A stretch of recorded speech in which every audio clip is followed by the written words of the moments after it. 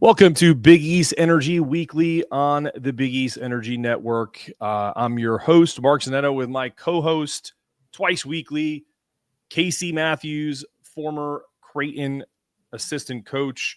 We're here to break down what's going on in the Big East from a transfer portal perspective. Is there a freshman discount when we're talking about this NIL world? And the first topic we're going to talk about is April 6th. And why does that matter? No, it doesn't have nothing to do with your taxes. It is about something that Casey brought to my attention. And if you're interested in the rev share model, we're going to talk about that quickly right here now. Casey, welcome to the program as always. And tell me what you told me kind of pre-show.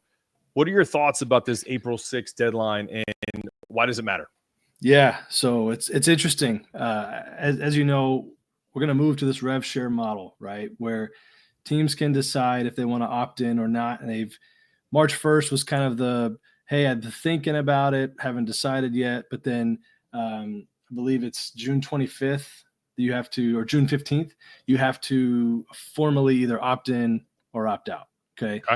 Why does that matter? Because if you opt in, now you can start paying players out of rev share up to $20.5 million as an athletic department as a whole.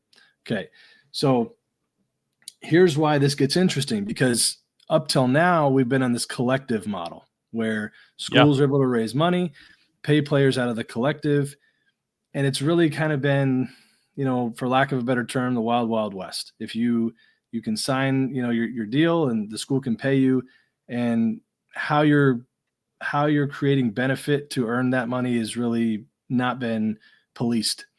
Well, why April 6th matters is because that's the last date where you can sign, where that will remain in place for you for the next couple of weeks. Okay. So April 7th is when the final vote will take place. It's really just a formality of the rev share. Once that goes into place, anybody that signs on that date or after will be subject to the new rules.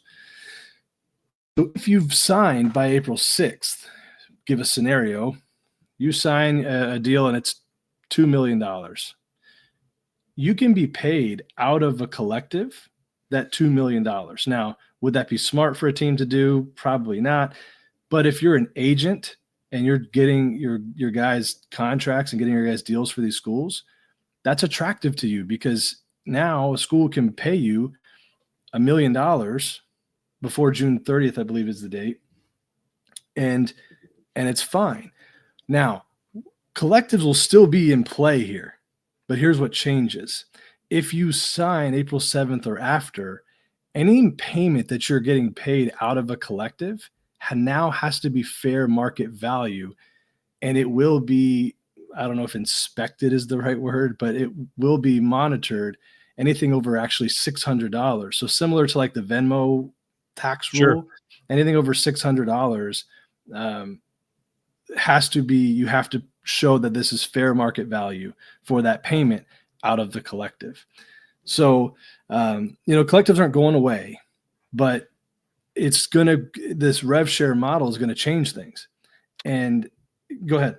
No, it's a really good explanation. What do you say to someone that says rev share is great in theory, and especially for our purposes as a Big East show and a Big East network, but let's not get our hopes up that all of a sudden every Big East team is going to have $7-8 million rosters, as we saw from a few folks like I think who wrote there? Ross. God, I can't think of his name off the top. Ross Dellinger, who has been on my show, who was on Locked On UConn.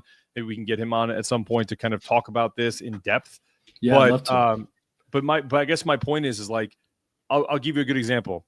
David Nobles is a former professor, or maybe current professor. I'm not sure, but he has a podcast called the David Nobles Show, and we talking about this on his show, and he talked to me about how rev share is almost fictional, because as soon as someone sues for anything, whether it's fair market value, whether there's a cap, like we talked about, up to $20 million, as soon as these SEC or Big Ten teams who are going to give 18 of that $20 million to football, and they realize, oh, shit, like the Big East has a $10 million team at UConn. St. John's is spending $12 million.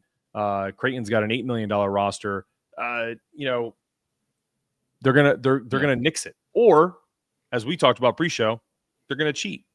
So, one of the two things. I think the thing that I'm not worried about, but the thing that I want to see how it plays out is, now that the genie's out of the bottle, it's hard to put all that stuff back in. Like when you keep like adding phases to it. So like now the players can get paid. Great.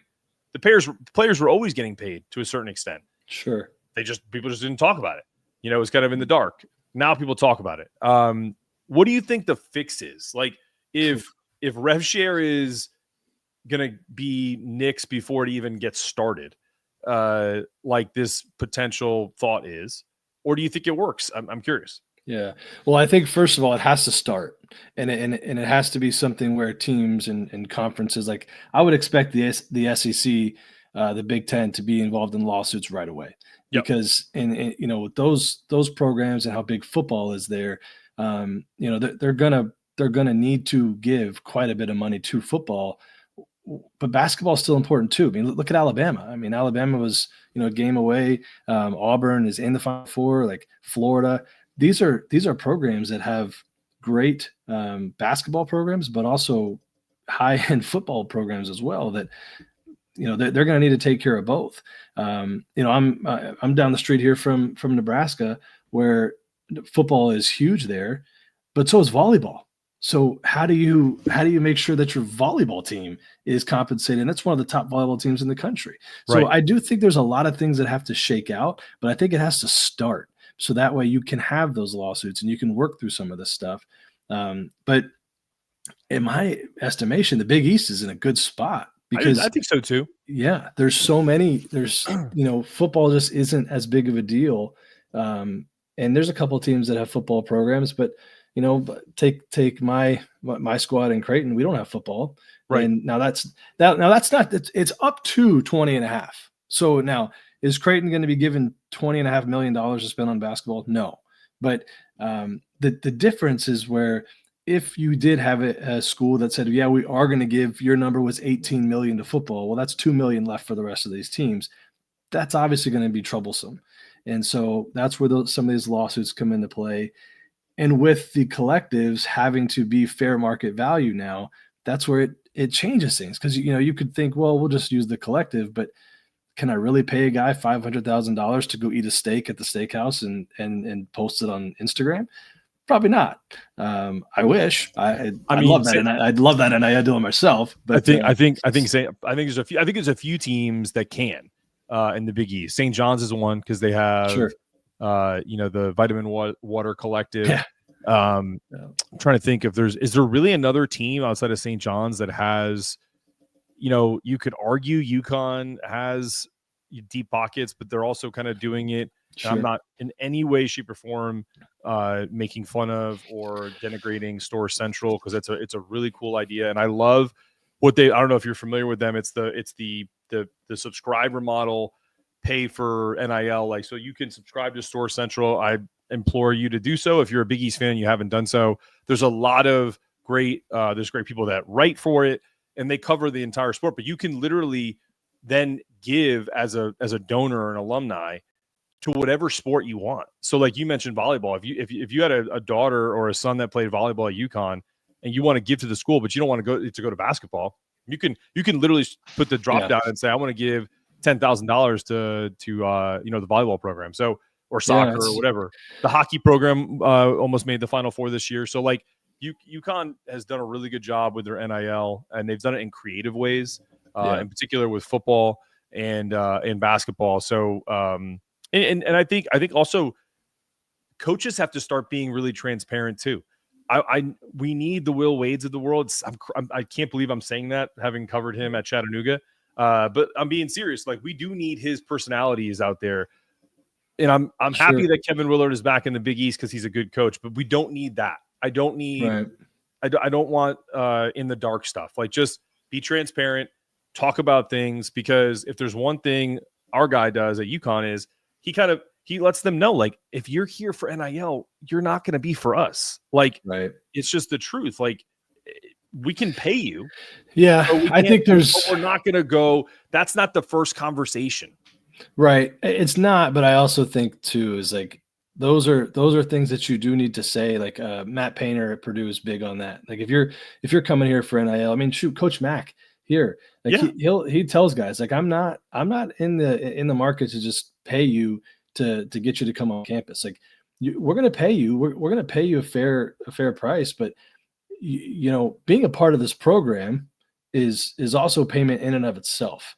And I think when you have a UConn that's won 2 national championships in the last 3 years, like, you know, being a part of that program, it has its own value, you know, on top of the money that's going to go in your bank account. Now, agents don't care, you know, and that's where these guys are getting a lot of advice from as their agents. But at the end of the day, I think you got to look at guys that have stayed in their programs. Ryan Kalkbrenner here, you know.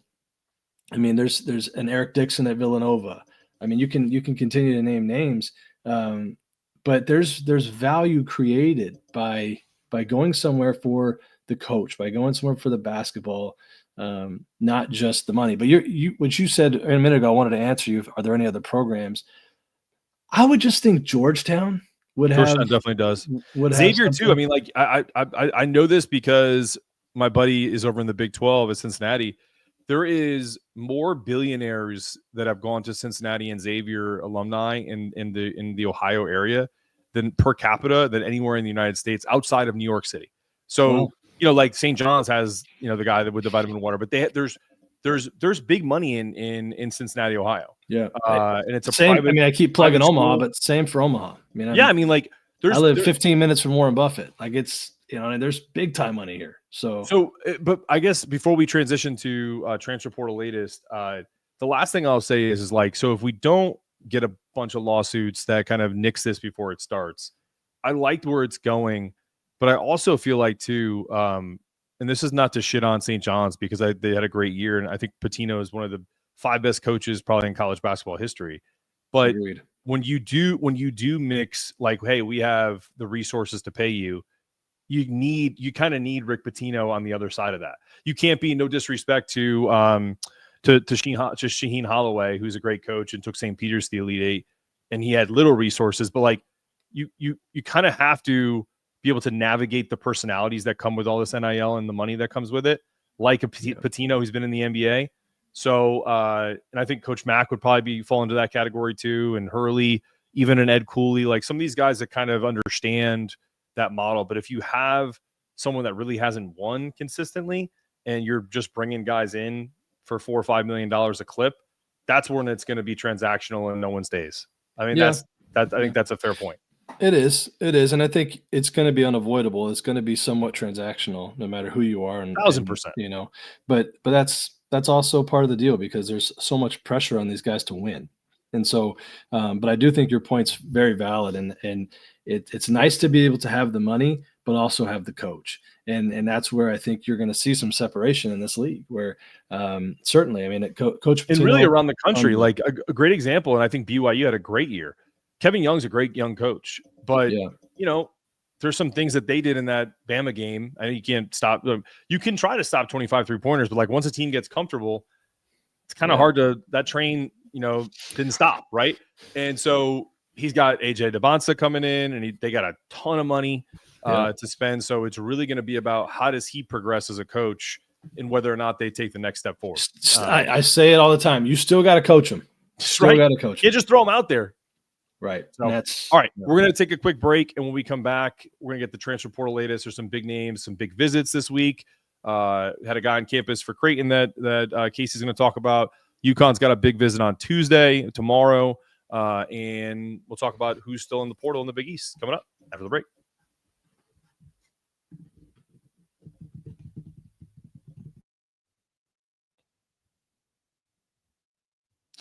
All right, you're back on Big East Energy Weekly with your hosts, Casey Matthews and Mark Zanetto here. All right, so why don't you go first? Who was on campus for Creighton that you feel? I know it's a bigger name in the portal. and talk about who it is, chances of Creighton landing him, and maybe some potential other suitors. Yeah, I mean, so the guy on campus got here last night was Josh Dix, guard out of transfer from Iowa, local kid from Council Bluffs, right across the river here in Omaha. So, you know, I mean, in certain, I say we, but Creighton's known about him for a long time.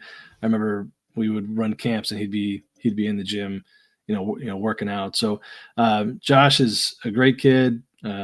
Shoots over 40% from three, which Coach Mack loves. Has about a 3-to-1 assist to turnover ratio. So you can trust him with the ball as well, and can run your offense outside of just shooting. So I think he's a really good fit. He's tough, and that's something too that at that point guard spot for Coach Mack, he needs toughness. So I like the chances. I do. Certainly. I mean, he was at Illinois before this visit, and I know he's going to have some other some other teams on him. But let me just say this, and I know this is the Big East Energy Weekly pod. It's not just a Creighton or a UConn pod. But when Coach Mack wants a guy, Coach Mack has a very high percentage of getting his guy. And you can look at just this year alone. Owen Freeman, top big man. You got Owen Freeman, yep. And he's a Blue Jay. So you look a couple years ago, Baylor Shireman, Stephen Ashworth. I mean, the list goes on. When Mack is on him, it's probably going to get done. So I feel very good about this. Let me ask you a question. I know nothing about. I've only seen like film and watched a little bit of Iowa this year, so I know the two kids. Are they kids, or are we getting grown men that have children and are married, like Stephen Ashworth? I don't think we've got kids and wives coming. That's not to say it can't happen, but I'm just messing with you. But that's 100%. Also partly because I laughed so hard when Kyle Neptune was on CBS doing a pregame show after he got fired, and he was like, "Man, we were playing grown ass men." He's like, he had guys with like, "Hey," waving to their kids in the crowd. So talking about 100%. Steven's little boy Tommy was on, our first round game, and he was blowing up on TV. Man, it's too funny. It's funny. It's cool, man, and that culture in that locker room was really neat because of that. But yeah, so I like our chances with Josh. And I think that's the big one. I think when we get that one, I still think Creighton needs a wing, like an athletic wing, that can get by people, that can get out, run in transition, but still guard. So I think they still have some work to do, but priority one was big man, because replacing the big pal and Ryan Kalkbrenner is tough. And I think they've done as good of a job as they can possibly do there. And then the guard and replacing Stephen Ashworth and Josh Dix will hopefully happen soon. And I expect we're going to see back to what we talked about before, the April 6th date. I think we're going to see a lot of big names go off the board this week, and some big deals get done, again, because you can pay them out of the collective. You're not worried about the rev share model. So we'll see what happens. Yeah, no, I think you're right. And there are some other big names that just entered the portal 2 hours ago. Rylan Griffin from Kansas, he's back in the portal, just committed there. Obviously didn't work out for him. Then you have another one. There's a Kentucky guard, Kerr Krishna, is in the portal as of today. There was one other guard, I'm trying to find it, who is a big time point guard, shooting guard, averaging like 23, 24 points a game. And really right now, to go back to your point about Josh Dix, it's really going to be between Creighton and Indiana. That's the news, the scuttlebutt, if you will. Sure. I'll run through really quick before I even get to any UConn stuff, because you'll get some of that on the Hoopscat pod with me later. But like, for example, Bryce Hopkins officially is a St. John's Red Storm. He's now on, transferred there as expected. So St. John's has added Hopkins and Sonan, that the 6'9" wing from Arizona State, who they recruited earlier and was, I think he's a Providence kid originally. And then Xavier lost everybody, as to be expected. I think most of those guys are either going to follow Sean Miller or to Texas, including Ryan Conwell. So we'll see what happens there. Other Big East teams doing anything in the portal, I don't really see it as of right now. But what I will tell you is UConn had another transfer portal ad in Yusef Singari. not a surprise. Sophomore, 6'10", 11-ish, 230-pound, big, who has a lot of talent. Raw was part of that Fab Five that they had that was led by Steph Castle 2 years ago. He is the first one to really transfer because Jalen Stewart came back. Jaden Ross is still 50-50, and Steph went to the pros. So we have a group now. We'll see if how much of that will stay intact. We're still waiting on the big domino to drop for UConn if Terrace Reed is going to transfer or if he's going to stay. And then we have a big combo guard on campus on Tuesday who's visiting St. John's Monday in Silas DeMarie Jr., 6'5", 200-pound combo guard out of Georgia. He averaged just under 14 points a game last year. He's got a really smooth game. I don't love him, but I don't hate him either. Like, because the way I look at probably the same way you would look at Coach Mack is like, even if they were going after a kid that you're like, I don't know, there's got to be a reason, right? And I think part of the reason why is you can't teach 6'5", 6'6" at guard. Same like Josh Dix, right? Right. The things that I think I would say about both UConn and Creighton that they had an issue with this year is finding guys to get you a bucket when the action crumbles. I know Jemiah Neal did that for you guys a little bit this year. We had a little bit of that late in the season. Year, I think he right. really kind of came into his own. But still, like, you kind of need more than one. Like, the elite teams have more than one. But if you don't have any, and you're always relying on drawing up plays, that's where you kind of can run into some problems. 100%. So you said Terrace Reed. I know you've talked about this on the Hoops Cap. Where's your confidence level there? Well, I'm getting conflicting reports. I got a text message over the weekend, and I did like a Saturday show because I typically don't, and essentially saying like he's going to enter the transfer portal, and it's from a pretty reliable source that's close to the team. And so, now I don't know what to believe because you have people that are saying that he's likely going to stay. But honestly, I always put any type of prediction the way I do when I was in a different profession. I was a recruiter, and if you know this because you recruited kids, when you have a person that accepts a job, you don't get paid until they sign on the dotted line. Yeah, anything can happen from that time that they say verbally give you the yes to then they go and talk to their husband, their wife, and then they go, I don't want to do it. I just don't have a good feel for it. So the message I got over the weekend, it's now Monday, and who knows? Maybe he went to the coaching staff and said, I'm going to enter the transfer portal, and they said, hey, hold on one second, let's talk about this. Like, what do you need? Like, what's going on? And because Terrace is the type of kid, everybody that's interacted with his parents, they love UConn. They loved this move for Terrace. So that's where it's kind of, a little bit back and forth where I believe it, but I don't believe it. Well, the other thing too is agents, man. The agents are involved, and they have a role. So you can't discredit them all the way, but they do have a role, and they are trying to get their guys the most money as possible because that's what gets them the most money as possible. So I do understand that. I mean, look, last year Fred King went in the portal for Creighton and then ended up deciding to come back. There was no coaching change. There was nothing that prompted it. He said, I guess this is the best place for me, and I'm going to come back. And now he's back in the portal, and all signs point to him staying in this time. But things happen, and there's still young people that a lot of time. Get caught up in emotions, and then you know what you got to realize sometimes is the grass isn't always greener, and I also think there's a business element to this whole thing of let's get some news out there that we're going to transfer. Maybe we get a phone call that helps us financially. You never know. So we'll see what happens with it. But there's a lot of the other one. Did we talk about RJ Lewis? I was about to say that's the biggest one, really. Big East Player of the Year. It's interesting, right? And I think this is unique to the transfer portal era, in the NIL era, where you have an incredible year and you're developed by and large by a Hall of Fame coach in Rick Pitino. Then you have a awful game where you lose in the second round and you don't fulfill kind of the destiny of them getting at least to like the Elite Eight, right?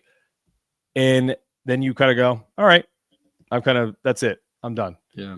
So, and I'm not one of these people who think like, going back to even the Tubby Smith comments a long time ago at High Point where he was just like, we're teaching these kids how to quit. No, we're teaching them how to be like a little more honest and discerning whether or not this is the right fit for them. So I could see it both ways, but I don't even think it's that. I just think it's more now guys look at college basketball differently than they ever have. It's semi-professional basketball. You get paid, or you could just call it like a minor league professional basketball. Like it's not semi-professional, it's professional. And eventually I think you're going to end up seeing, not to go on a tangent, but like you're going to see like Creighton University and they have a franchise and that franchise is their basketball team. And then it's going to be run like a franchise. You have your coach and your GM and there's going to be people that own parts of it. And it's not going to be an athletic department anymore. It's going to be little mini businesses, kind of similar to the way we run our business. Each pod has their own, destiny. And if it's run by the network, right?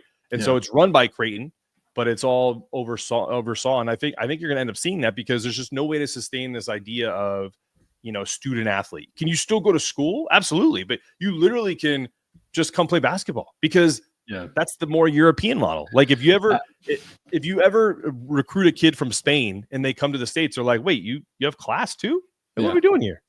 I've thought this for a long time, and an idea that would be useful would be you go to a school, and for every year that you're there, that's a year that you can go to school. And it doesn't have to be right now, but it can be, after you're done playing, you decide, okay, I do want to get my degree.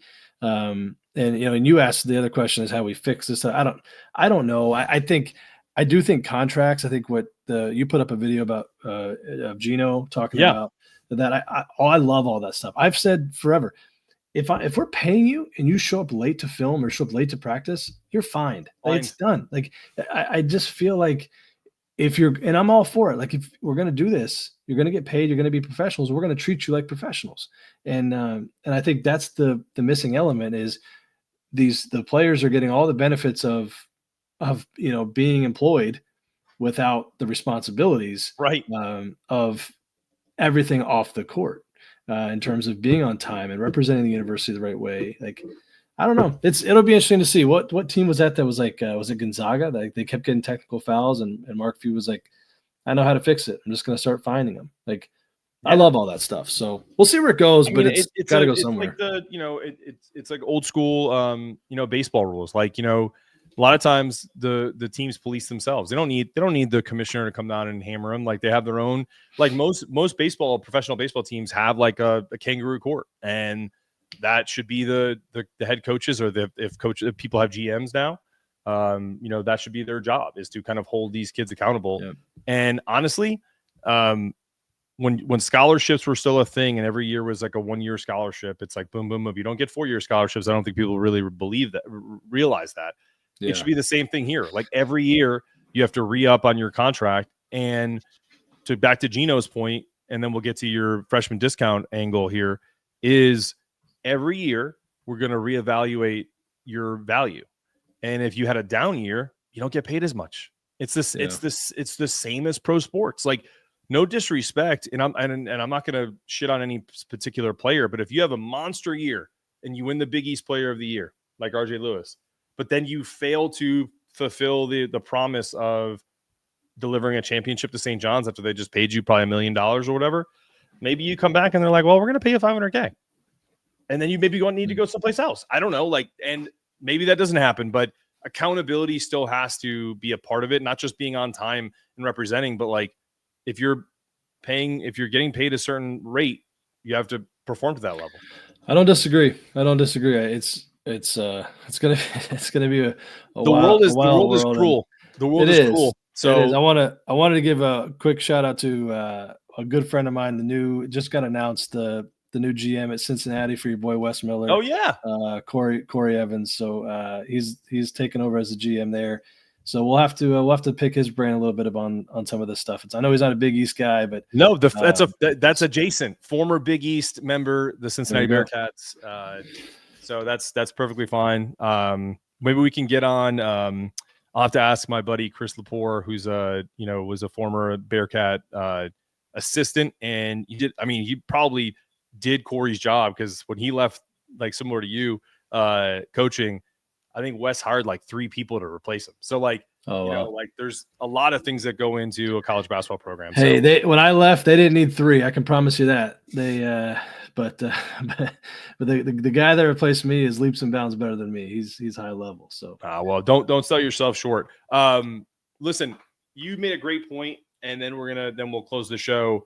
Tell me why people are gonna start, not just like the Dukes of the world who have 3 lottery picks who are freshmen, but why do you think that even like mid majors, even schools that like don't feel maybe they need to have a $7-8 million roster to compete, they're going to end up getting what with this freshman discount that you're talking about?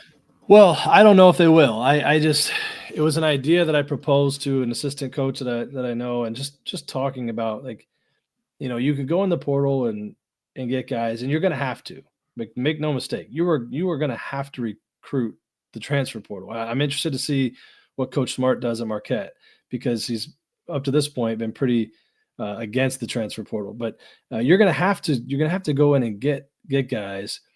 But the other side of that is there a built-in discount for freshmen? And what I mean by that is, you're going to sign guys out of high school, and certainly your McDonald's All-Americans and those guys, they're going to command a high dollar figure anyways. But if you do go out and you get a freshman, again, it was a different time, but let's just use Ryan Kalkbrenner since he's a Creighton guy. So you sign him as a freshman, and he stays in your program and grows. Do you get a little bit of a discount when it comes time, the year's over and they're potentially going to transfer? Ryan Kalkbrenner, without question, could have gone somewhere else and made more money than he made here at Creighton.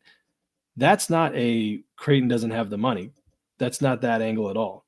The angle is Ryan, in a sense, grew up here, okay, in a basketball sense. Coach Mack, he said, is like a second father to him. So he sees the value in staying here, playing for a coach that he loves, a place that he knows he's going to win, and he's willing to take a little bit less money because of that being in place. I don't know that you necessarily can get that if you're going to go out and get a transfer that's, a junior, sophomore, and after the year, they're thinking potentially, I can go make some more money. I don't think that loyalty is necessarily going to be there like it would for a freshman that's maybe grown up in your program and you've taken care of. And so that's kind of what my thought was more of like, will you see guys, will you see more freshmen eventually start to get, because I think the shift has gone so drastic to where these kids coming out of high school there's a lot of good players that are going to go overlooked and unsigned. Well, I know we're up against it, because I know you got to run here in a minute, but how about this? I had someone on that's a UConn alum and older gentleman who I talked to kind of on socials. He sent me a message and said, talking about Alex Karaban potentially coming back. And he said, if schools are paying players as if they're pros and being paid from outside sources, why couldn't an Adama Sanogo come back and play his final year, or a G League player that got cut? He's like, I wonder if Sanogo, for example, could have a legal case. You understand what I'm saying? Like here, because I mean, as far as like eligibility goes, that shit doesn't matter anymore. It really doesn't. Like, and if guys are 20, like Chad Baker Mazzaro is 25 years old playing college basketball, like I could see a case where, like, if you left early and it didn't work out, why couldn't you come back and play one more year to see if you could, make a once in a lifetime opportunity? Don't be shocked when there's lawsuits. When there's lawsuits asking for why they should get another year. Waivers, So, yeah. All right. This has been another episode of Big East Energy Weekly. Had a great time. This is a good one, man. I enjoyed this conversation. Hopefully our subscribers, and we'll get some new subscribers and lock in, because I love talking Big East, and with all this stuff, man, I like where the Big East is positioned. I do.